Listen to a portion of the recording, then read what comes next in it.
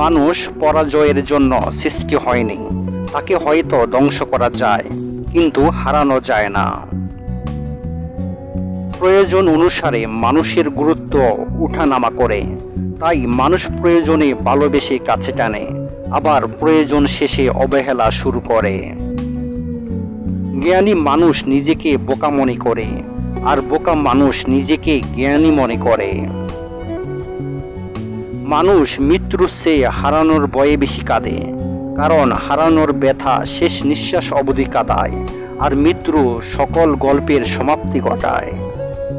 মানুষ একা থাকতে ভয় পায় না, মানুষ ভয় পায় প্রচুর ভালোবাসা পাওয়ার পর হঠাৎ একা হয়ে গেলে।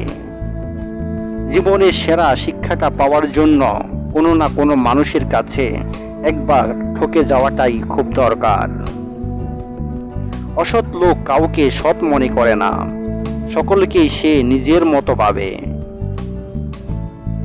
মানুষের চরিত্র হলো একটি দোকান, আর মুখ হচ্ছে তালা। তালা খুললেই বোঝা যাবে এটি কি স্বর্ণের দোকান নাকি কয়লার। কিছু কঠিন মনের মানুষ আছে যারা সকালে হাসে অথচ রাতের অন্ধকারে সবার আড়ালে কাঁদে। মানুষের দাম বেড়ে যায় কখন জানো? যখন তুমি তাকে আপন ভেবে গুরুত্ব দেবে, তখন সে তোমাকে এমন ভাব দেখাবে যেন তার কাছে তোমার কোনো মূল্য নেই। মানুষের আসল রূপটা তখনই দেখা যায় যখন তার স্বার্থে গা লাগে। আজও পৃথিবীতে এমন কিছু মানুষ আছে যারা নিজের সুখের জন্য অন্যকে কাঁদাতে পারে, আর কিছু মানুষ এমনও আছে যারা নিজে কেঁদে অন্যকে সুখী করার চেষ্টা করে।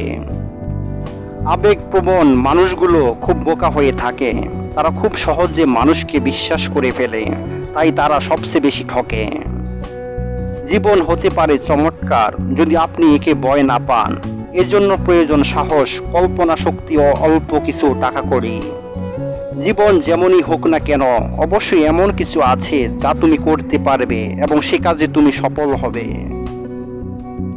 জীবন বাইসাইকেল চালানোর মতো একটা ব্যাপার, পড়ে যেতে না চাইলে তোমাকে সামনে চলতে হবে। জীবন সহজ নয়, জটিলও নয়, জীবন জীবনের মতো, আমরাই একে সহজ করি, জটিল করি।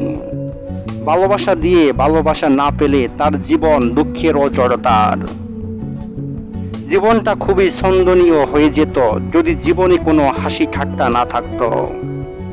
মধ্যবিত্ত পরিবারগুলি জানে জন্মের সময় থেকেই শিক্ষা হয়ে যায়।